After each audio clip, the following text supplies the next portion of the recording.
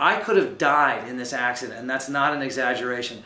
I was put on a horse, face down over the saddle, with my hands cuffed behind my back. Oh my God.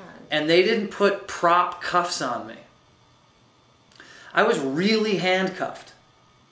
And I'm working out in Vancouver, where the horses they're not like, you know, cutting horses, like they're not totally show horses. You know, they're not like going to, you know, a ranch in LA. These are wilder horses.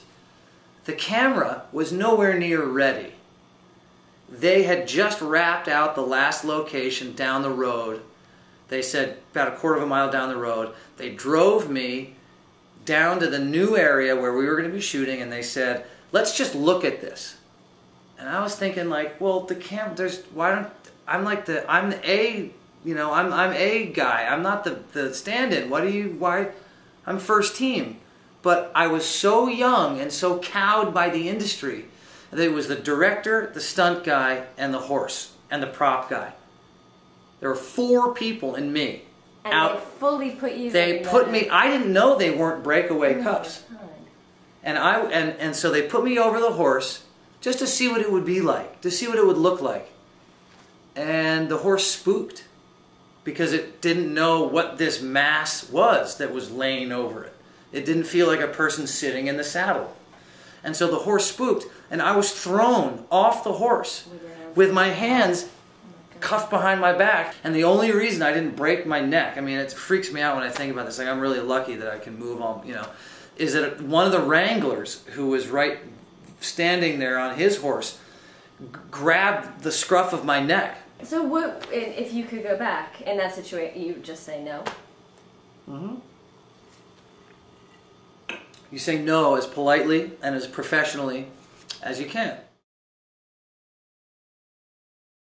I remember being completely, I didn't know, you don't know what's going on. You don't know who's who or what's what. And it's taken me years before I'm like, I can walk onto a set now and be like, that's that guy, that's that guy. I remember people's names because he's the prop guy, and he's the grip, and he's the best boy, and he's the DP, and he's the this, and you just know. But that's, you know, 15, 16 years down the road. And how, I want to get back to the story, but how important do you think that knowing is?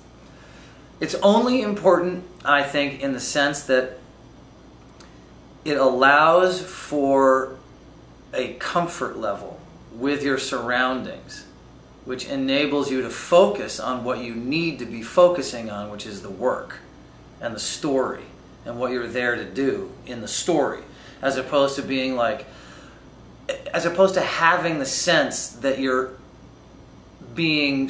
surrounded by this swirling sea of workers and cables and lights and mechanisms and language that is foreign to you. Right. Is distracting. But once you know he's talking about something over, he's talking about the light over there, and he's talking about the focal length, and once that stuff has sort of seeped into you, it can then go away.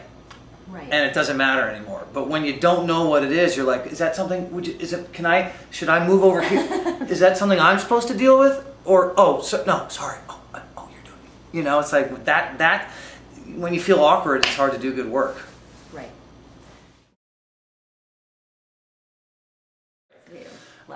Don't ever let them tell you what to do if you think it's dangerous.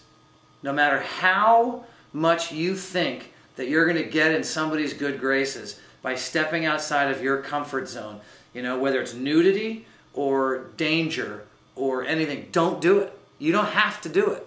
You're not going to ever lose a job down the road because you had the guts to say, I'm not going to do that.